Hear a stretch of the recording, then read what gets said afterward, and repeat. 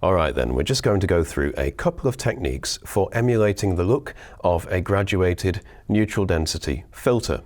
So technique number one is we can add an adjustment. I'll add a curves adjustment, anything where we can tonally manipulate the image. And then I'll just create a node here, drag it right down until the sky is looking a bit more dramatic. Then, making sure we have the curves adjustment selected, I'll go across and grab the gradient tool, and I'll just click drag down to create a gradient like so. Then on the context toolbar here, we'll click the palette, and we want to make sure we've selected this stop here, which corresponds to this one, and we just change the opacity to 0%. So effectively what we're doing is gradually masking the curves adjustment from the top of the sky to where the foreground begins. We can then alter the relationship between these two nodes to fine-tune the graduated ND look. I think I'll settle for about there. And then of course we can also jump back in by double-clicking on the curves adjustment and modify it how we want. So that's technique number one. We'll just close that down and then delete that curves adjustment.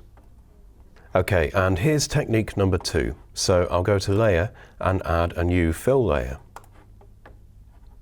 And then we've still got the gradient tool selected, so I'll just click drag down like so. And at this point, of course, we're just seeing solid colors, so we need to change this fill layer to, well, we can experiment really, but I'll try overlay for now. And again, what we want to do is on the context toolbar here, set this stop's opacity to 0%. And then on the white stop here, we can begin to experiment with color. So we can try and achieve that sort of tobacco or sunburst filter look. So for example, we can go for an orange and perhaps deepen the tones a bit. And then of course, we'll want to experiment with the positioning of the stops. Like so. And then of course also we can experiment with the blend mode, so we can try, say, a multiply with a low opacity for a bit of a thicker tobacco effect. But I think I will settle for overlay and instead bring the opacity back up. Then I'll just bring a bit of the color into the foreground as well. And then I'll just fine-tune this with the opacity so we can kind of just suggest that tobacco effect.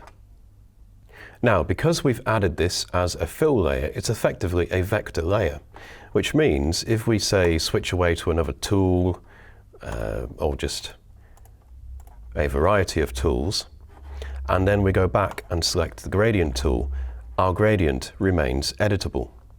If we did this on a normal pixel layer, then once we've moved away from the gradient tool, it's then rasterized and we can't go back and change it. So because I have this flexibility to change the color, I can at a later point decide actually I want a cool blue tone to the sky, or go completely wacky and have green or yellow, magenta, anything we want really. But experimenting with solid and graduated colors on vector layers is a great way to kind of spark some extra creativity with your imagery. So then I'll leave it like that, and I hope that's given you a couple of useful creative ideas for achieving that graduated filter look. If you have any questions or queries, please do ask on the Affinity forums, and don't forget to check out the other video tutorials. Thank you for watching.